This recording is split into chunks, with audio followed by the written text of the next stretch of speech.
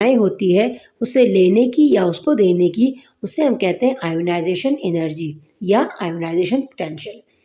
अब students, when an electron is completely remove, जब एक इलेक्ट्रॉन को हम मुकम्मल तौर पर रिमूव कर देते हैं from the valence shell of an atom.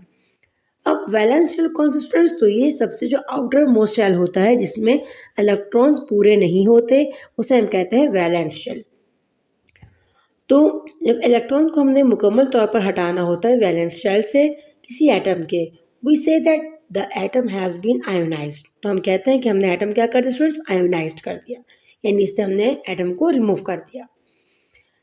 This process is known as ionisation, और ये जो अमल है इलेक्ट्रॉन को रिमूव करने का, इसे हम कहते हैं आयोनाइजेशन।